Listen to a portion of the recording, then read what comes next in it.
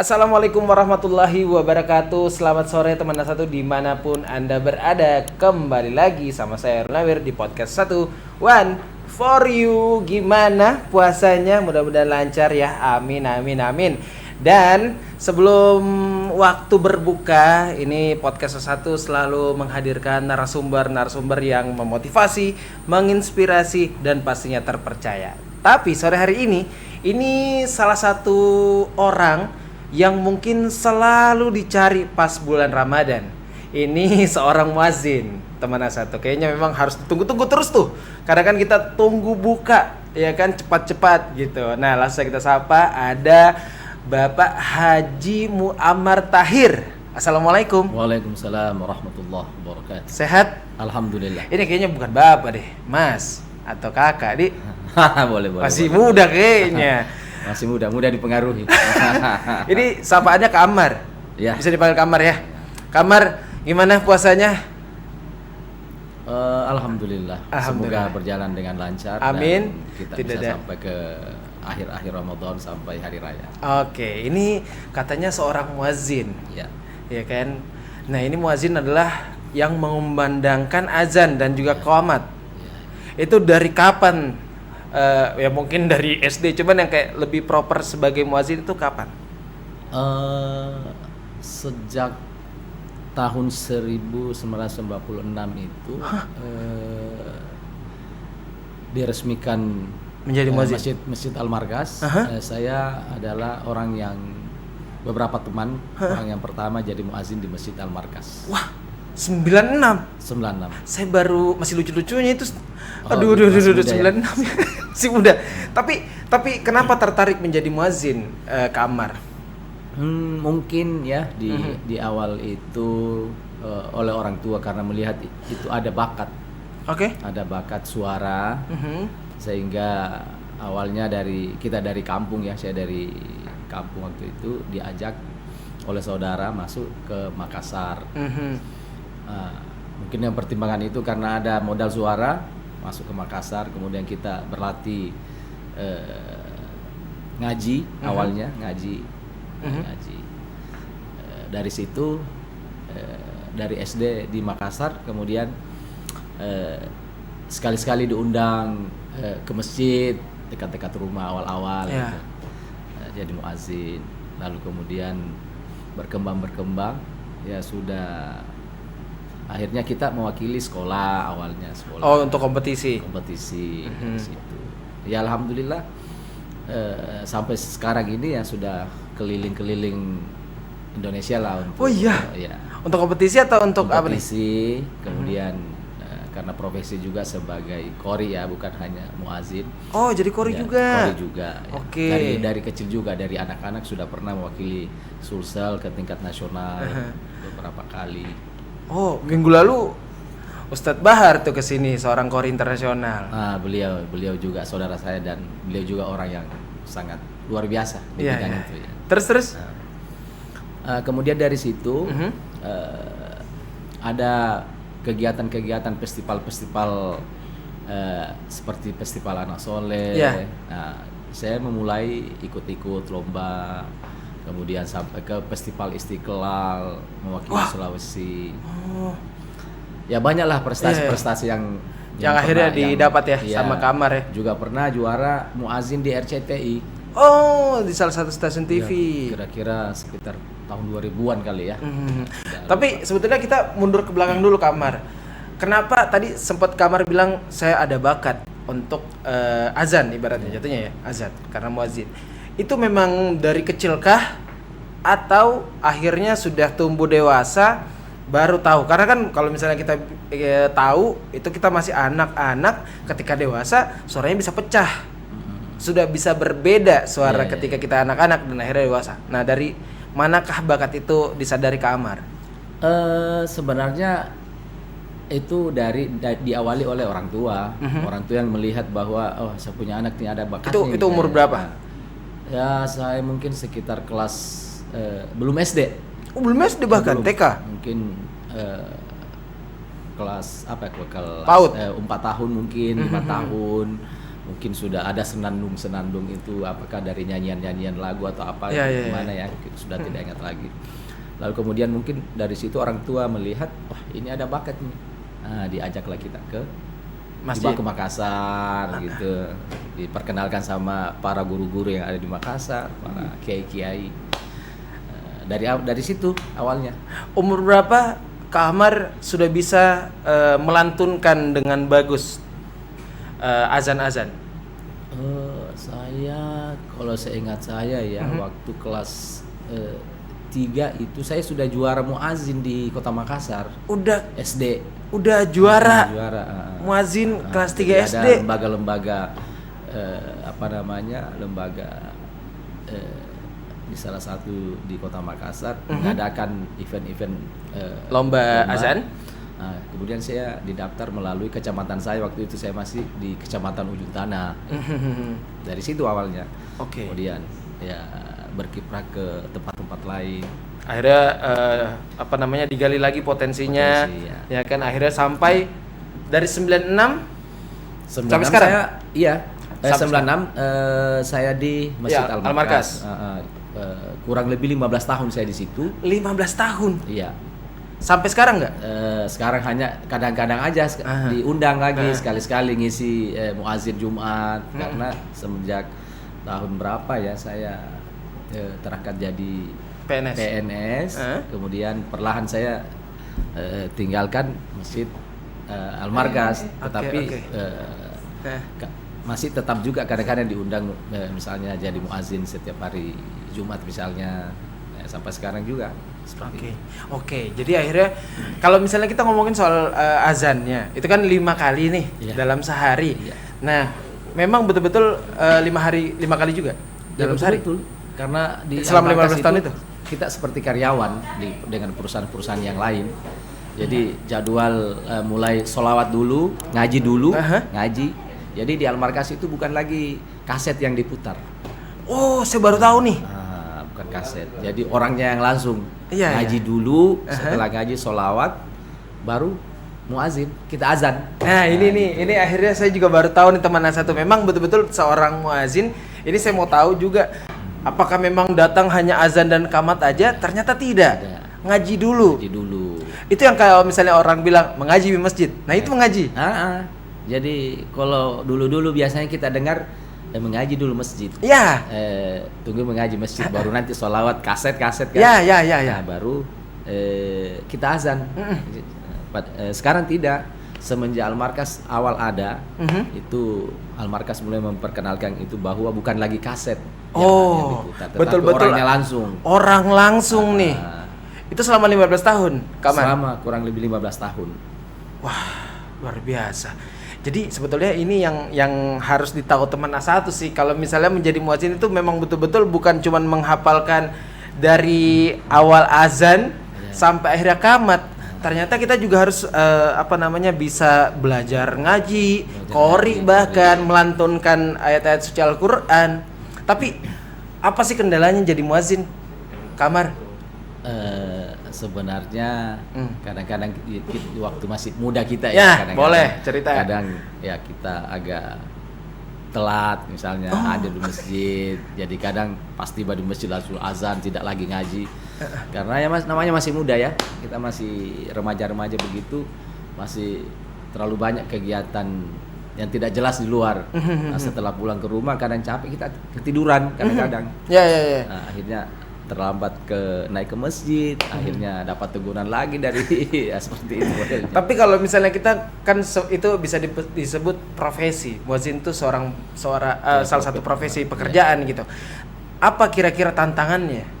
Kalau misalnya kan banyak tuh, kalau ya bisa dibilang penyanyi mungkin harus latihan terus-terusan, ada yang dihindari itu fals dan segala macam. Kalau seorang muadzin apa, Kamar? Ya, seorang muazin itu memang yang pertama memang harus kurang lebih sama dengan penyanyi. Orang menyanyi ya, maksudnya harus menjaga suara ya. Oh iya betul. Suara makanan itu harus dijaga. Wah, tidak boleh misalnya terlalu sering minum es, makan yang pedas-pedas. Kenapa? Karena itu mempengaruhi pita suara. Ya. Sehingga ketika misalnya kita mau mengumandangkan azan, betul-betul memang harus apa ya, harus sehat, harus gimana itu apa namanya, Harus prima. harus prima. Nah, sehingga pada saat kita bersuara enak, sebab seorang muazin memang diperlukan suara yang indah, suara yang tinggi, supaya orang mendengar di luar ini tertarik untuk datang ke masjid. Oke. Nah, Tapi kalau misalnya kita ngomongin soal lagi-lagi profesi muazin. Ini kan tadi kalau Kak Amar itu ceritanya ada bakat dari awal. Iya, iya. Nah, sebetulnya kalau misalnya kita ngomongin soal profesi itu kan banyak ya. Banyak yang ada bakat atau ada yang bisa dipelajari. Kalau muazin kira-kira harus ada bakat atau ternyata bisa dipelajari? saya kira kita sebagai umat yang muslim ya memang harus tahu, harus tahu. Karena itu adalah salah satu syarat ketika kita mau melakukan sholat harus ada azan dulu, ada iqamah dan sebagainya kalau di masjid kan. Ya. Saya kira hal yang utama, saya kira memang tadi suara harus memang menjadi tolak ukur, menjadi hal yang utama. Ya. Hal yang utama. Sehingga ketika orang mendengar itu ada daya tarik untuk kita datang ke masjid. Yang kedua, muazin ini kan sebenarnya pekerjaan mulia. Betul. Pekerjaan Saya setuju. mulia. Sehingga saya kira saya tidak mengkategorikan bahwa itu sebuah pekerjaan ya, tetapi ini adalah pekerjaan yang sangat mulia supaya kita lebih fokus ke situ. Oke, tapi kalau misalnya ini pertanyaan pribadi saya sih Ustadz. Banyak kan ini lagi di bulan Ramadan. Ada yang namanya imsak. Iya. Kan ada yang namanya imsak. Nah, itu katanya orang berhenti sahur ketika imsak atau sebetulnya azan. Ini kan mungkin nyambung ya. Dengan yang Kak Amar lakukan, karena Kak Amar ini adalah penentu orang berhenti makan. Ketika akhirnya Kak Amar sudah azan, berarti atau seperti apa nih? Imsak itu kan sebenarnya tanda warning bahwa, warning ya, supaya orang tidak biar siap-siaplah untuk sholat, untuk sebentar lagi akan masuk waktu azan, misalnya waktu sholat. Jadi ketika misalnya kita persiapkan begitu, tidak ada keraguan-raguan apakah ini waktunya habis atau gimana. Oke, ini kita lihat. Ini aktivitas Kak Amar sedang azan ya? Sedang azan. Ini azan di mana? Boleh dijelaskan, Kak Amar? Baru-baru ada peresmian masjid di salah satu di Kabupaten Pangkep. Kebetulan saya diundang untuk mengazani ini masjid. Nah, kita bisa sama-sama dengar tadi itu ada lantunan-lantunan azan dari Kak Amar, luar biasa. Oke, kita balik lagi nih. Tadi pertanyaan saya soal siap-siap imsak itu berarti kita masih bisa makan? Masih bisa. Cuman kan ada namanya mengingatkan tadi supaya lebih siap. Okay. Karena setelah itu kan kita harus siap-siap, harus membersihkan diri segala, kemudian menuju masjid. Nah, pertanyaan saya lagi, ini lagi-lagi saya betul-betul pengen tahu, Ustaz. Apakah kita kalau misalnya telat bangun nih, terus azan kan ada sekitar berapa menit, Ustaz ya? Kira-kira? Mungkin kurang lebih 5 menit ada? 5 menit ada. Nah, ini kan 5 menit lumayan nih. Untuk setidaknya mungkin makan atau minum, Ustaz. Apakah ketika berkumandang azan pertama, Allahu Akbar, itu kita harus berhenti atau la ilaha illallah? Nah, itu harus betul-betul berhenti. Di awal sudah. Di awal harus berhenti. Ya, gimana dong? Tadi kan kita di awal tadi bilang bahwa di imsak itu memang sebenarnya ya sudah harus berhati-hati di situ. Ya. Apalagi kalau sudah mengumandangkan azan. Iya. Ya. Oh, ini kondisinya telat banget lah, Ustaz. Kalau mau aman ya, mau aman. Tapi saya tidak tahu dari sisi hukumnya seperti apa ya. Bisa juga mungkin yang penting sebelum habis azan mungkin ada yang telat. Misalnya masih dikunyah misalnya. Ya, mungkin. Oke, ini juga jadi pembelajaran untuk teman satu. Jadi baiknya ketika akhirnya imsak itu adalah warning. Jadi siap-siapkan, sudah berhenti, ibaratnya kayak kalau misalnya ngekos sudah cuci piring itu imsak. Ya, sudah cuci piring, sudah tidak ada aktivitas makan dan minum nih teman A1 untuk persiapkan dirinya untuk sholat subuh. Biar lebih aman ya. Supaya lebih amannya. Enak enggak jadi muazin Kak Amar? Ya, alhamdulillah luar biasa menjadi muazin. Kan memang dalam agama juga kalau tidak salah ya, itu menjadi muazin itu janji Allah itu kan surga. Oh iya. Jadi ya mungkin pernah kita dengar seorang muazin Bilal ya. Itu Ya. jadi muazin sudah kedengaran, sudah Nabi sudah katakan bahwa itu penghuni surga. Ya. Jadi karena itu membangunkan orang-orang yang mungkin lagi tidur. Betul, Orang karena untuk azan itu kebaikan, pengingat ya. mengingatkan. Jadi saya kira hal yang luar biasa kalau bagi saya ya. Iya. Di samping juga latihan suara, dapat pahala juga. Apalagi kalau seperti dalam markas dapat pahala, dapat honor juga.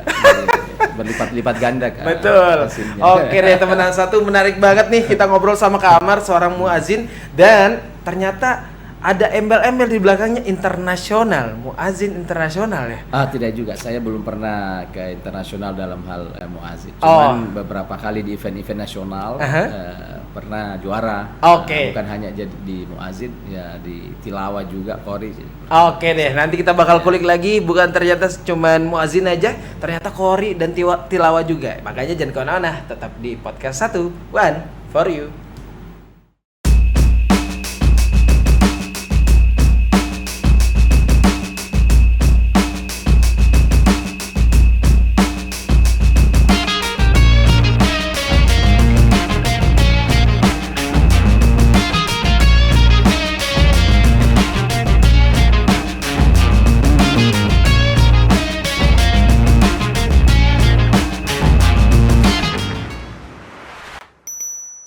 Masih di podcast 1 One for You, masih sama Kak Amar. Kak Amar adalah muazin 15 tahun Ya. menjadi muazin. Ini sekarang berarti cuman apa ya, ketika ada waktu luang aja akhirnya menjadi muazin juga. Iya. Tapi biasanya kan jadi PNS dong sekarang. Iya, jadi nah itu PNS. bisa mungkin di kantor gitu, jadi yang kayak wah muazin ini Kak Amar, mungkin selalu terus disuruh azan apa gimana? Ya biasa, masih tetap kadang-kadang kalau ada pas masuk waktu saya ada di tempat itu ya disuruh lagi azan. Mau orang-orang mungkin mau dengar-dengar lagi suara yang lama mungkin tidak pernah kedengaran, azan lagi. Oke, Kak Amar ini kan 15 tahun jadi muazin, sebelum itu sebelum jadi PNS bahkan ya. Iya, sebelum. Nah, apakah kenapa memilih profesi muazin Kak Amar? Kenapa tidak akhirnya sebelum jadi PNS ini maksud? Kenapa tidak jadi pekerjaan yang mungkin lebih menjanjikan segi honor dan segala macam? Kenapa pilih muazin? Sebenarnya bukan memilih jadi muazin ya. Waktu itu kan memang kita masih sekolah, masih kuliah waktu itu. Kemudian memang kita di satu sisi kita butuh dari sisi ekonominya, materi. Karena tadi ini ada kaitannya dengan qori, punya suara yang sedikit agak bagus. Kemudian ya kita ikut seleksi waktu itu di Masjid Al-Markas. Oke. Lalu terpilih. Ya bukan berarti iseng-iseng, bukan, memang serius karena ada kaitannya dengan bakat yang saya miliki sehingga mau ikut ke situ. Oke. Tapi kalau misalnya kita ngomongin bakat tadi, Kak Amar bilang, kenapa enggak jadi penyanyi? Suaranya bagus tuh. Memang dari awal memang tidak mungkin karena kemauan orang tua jangan masuk ke dunia itu. Jadi sehingga memang kita fokus di belajar tilawah, belajar mengaji. Kemudian dari itu kemudian jadi muazin. Oke. Karena tadi mungkin karena suaranya tadi bakat. Oke. Tapi kan tadi Kak Amar bilang, Kak Amar bukan cuma muazin, tilawah juga, qori juga. Tapi kalau misalnya dari ketiga itu ada job masuk misalnya, dari ketiga itu kira-kira yang diutamakan, top of mind dari Kak Amar yang mana? Saya kebetulan ya di samping qori, dulu di samping muazin, kami punya komunitas namanya Riri Islamic Organizer. Oke, itu apaan tuh? Itu bergerak di bidang seni. Jadi menghandle misalnya ada kegiatan-kegiatan keagamaan di mana saja, itu kami mengisi acara di situ. Ada yang nyanyi-nyanyi Arab, gambus, selawatan. Di situ ada korinya, ada MC-nya, ada penceramahnya lengkap dan ada gambus-gambus. Kemudian saya juga punya rumah tilawah Quran. Rumah tilawah Quran Al-Mursyidin. Yang didirikan oleh salah seorang pengusaha yang ada di Kalimantan. Beliau bangun, kemudian kegiatan itu kita lakukan setiap kurang lebih 5 tahun sampai sekarang. Pelatihan anak-anak, di situ ada muazinnya, latihan muazin, tilawah Quran dan kegiatan-kegiatan keagamaan lainnya. Jadi ini sebetulnya bentuk regenerasi ya? Iya. Karena kan mungkin mohon maaf sekali, ini maksudnya pemikiran awam saya. Muazin tuh kurang populer, bisa dikatakan seperti itu. Maksudnya kalau misalnya kita lihat, bahkan banyak yang lebih pilih jadi penyanyi. Iya. Kalau saya secara pribadi, sebenarnya muazin itu pekerjaan yang sangat mulia. Nah, ini mungkin bisa dijelaskan ke teman satu nih. Muazin itu punya waktu-waktu tertentu, jadi dia hanya kita berada pada waktu-waktu sholat. Nah, di luar waktu sholat itu kan kita bisa berkreasi lagi, mau aktivitas apa di luar, sangat banyak waktu. Sangat bisa gitu ya? Sangat bisa ya. Jadi kalau mau semuanya lebih eksis ya, lebih jauh lebih hebat lagi. Jadi muazin sudah dapat ada honornya misalnya dari masjid, dapat pahala juga, surga juga, insya Allah. Iya. Nah, di luar lagi kita bisa beraktivitas yang lain. Wah, jadi sangat banyak manfaat dari orang Makassar bilang banyak macunya. Banyak macunya. Itu kalau misalnya kita jadi muazin ya. Tapi luar biasa 15 tahun Kak Amar. Tidak bosankah menjalani kalau pekerjaan begini, hal-hal yang mulia, saya kira jangan kita pernah jenuh dan jangan pernah bosan. Karena kan kalau misalnya kita ngomongin, apalagi kalau misalnya masih muda Kamar, itu kan biasa ya, iman naik turun, ada hal-hal yang mungkin diutamakan selain ini. Ada ndak kira-kira titik Kak Amar, aduh teman-temanku mau nongkrong tapi saya harus muazin asyar misalnya, atau duhur, atau mungkin isya. Nah, gimana itu? Kadang dilema ya, kadang ada sedikit tatkala misalnya kita lagi ngumpul nih, lihat waktu, sebentar lagi masuk waktu asar lagi, waktu maghrib, kita masih nongkrong asik-asik nih. Tetapi sebagai orang yang punya tanggung jawab, harus kita tinggalkan itu, sebab ada tanggung jawab yang wajib kita laksanakan. Nah, setelah selesai itu mungkin bisa nongkrong lagi, tetapi nongkrongnya kan yang harus yang positif-positif aja. Betul. Obrolannya, tempatnya gitu ya, harus positif ya. Kak Amar, kalau misalnya kita ngomongin soal muazin, ini kan betul-betul akhirnya kita juga sholatnya teratur. Pasti betul. Itu. Pasti. Karena kita sudah ada di masjid nih, bahkan sebelum orang ada. Itu persiapannya dari sebelum akhir azan sampai dengan setelah sholat, itu berapa lama Kak Amar? Ya, kalau waktu sholat kan mungkin misalnya kurang lebih 10 menit, azan misalnya 5 menit, ya kurang lebih 15 menit dalam satu waktu itu. Itu langsung betul-betul datangnya 15 menit atau sebelumnya? Sebelum itu berapa lama persiapan? Mungkin 10 menit sebelum waktu kita sudah harus ada di tempat. Kadang juga ya setengah jam, karena melihat misalnya kita ada di tempat yang jauh, ya harus lebih lebih cepat lagi untuk tiba di tujuan. Kak Amar bilang 5 menit azan, sesimpel itu. Susah nggak sih azan? Saya kira sangat gampang azan. Maksudnya untuk jadi muazin gitu. Maksudnya kalau misalnya azan biasa dari sebenarnya jadi muazin itu tidak susah sebenarnya. Yang susah itu waktu yang harus kita atur. Kenapa? Karena waktu-waktu sholat itu tidak bisa kita bilang nanti sebentar deh, nanti jam sekian baru, tidak. Dia punya waktu yang memang sudah diatur. Disiplin tidak boleh, ya. Tidak boleh kita lewat dari waktu yang sudah ditetapkan oleh. Itu kalau soal masalah menjadi profesinya. Ini kita ngobrol soal azannya itu sendiri. Karena kalau misalnya panjang pendeknya tidak tepat, itu jatuhnya kamat. Iya kan? ya, saya Nah, kira itu kan kalau misalnya saya pribadi nih Kak Amar mau akhirnya ya bukan jadi muazin lah, at least bisa azan baik dan benar. iya. Nah, itu susah tidak? Saya kira tidak susah, apalagi anak-anak sekarang sudah sering mendengar. Kalau bagi kita yang sudah dewasa seperti ini, saya kira sangat tidak susah ya, karena memang itu menjadi sebuah kewajiban. Betul. Untuk harus kita tahu bahwa lapas-lapas ketika mau melakukan waktu-waktu sholat harus azan dulu, Betul. harus iqamah dulu. Jadi, anak-anak pun sekarang sudah pada tahu saya kira, dan orang lahir ya. Setelah orang lahir juga harus diazani. Jadi memang menjadi sebuah kewajiban, harus tahu.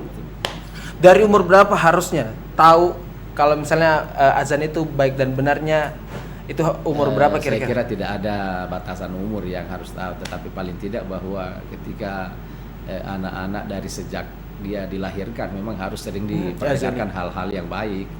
Ya, termasuk itu misalnya ngaji, azannya harus diajarkan memang dari awal.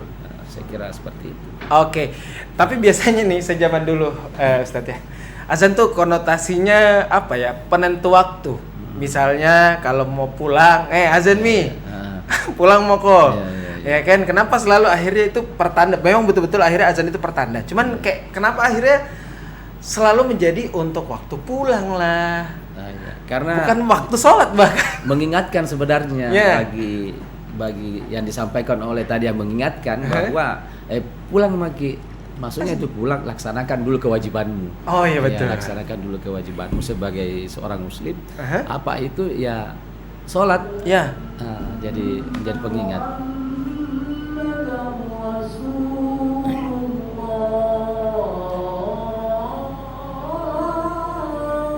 Nah, ini kita lihat Kak Amar sedang ada kegiatan ya? Ya, ada kegiatan. Ini azan. Di mana? Kayaknya acara masuk rumah ini. Oh, masuk rumah. Iya. Jadi itu yang tadi saya bilang bahwa saya punya komunitas Islamic Organizer ini.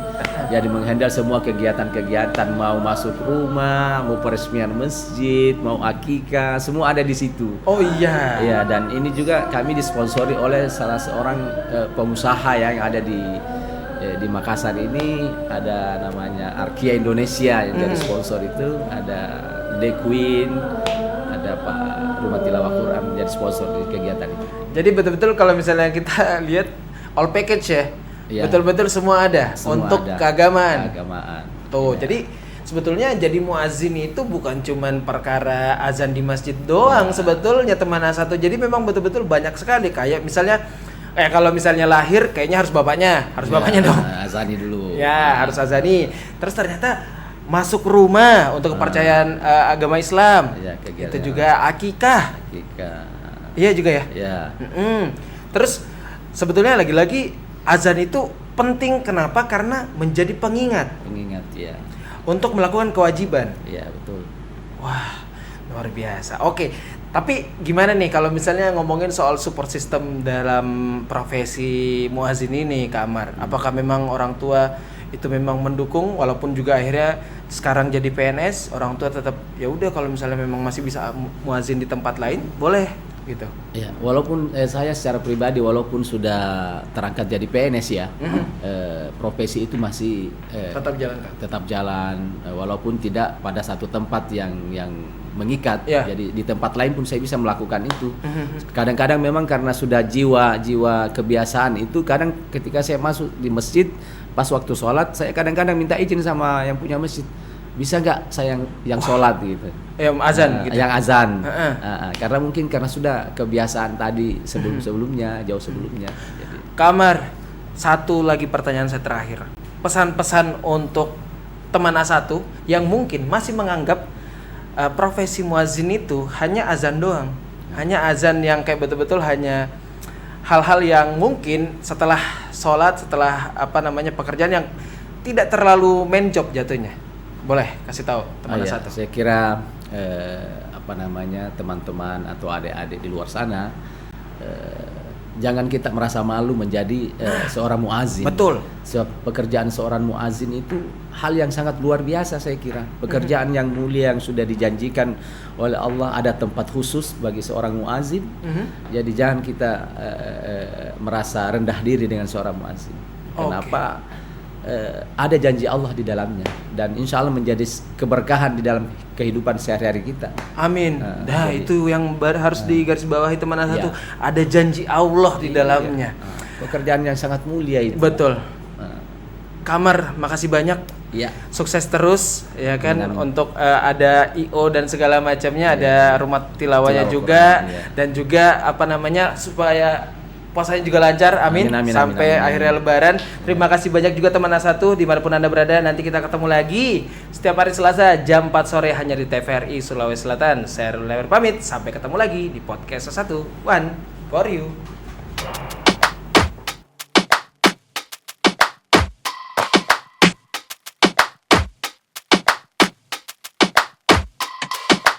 Don't push back.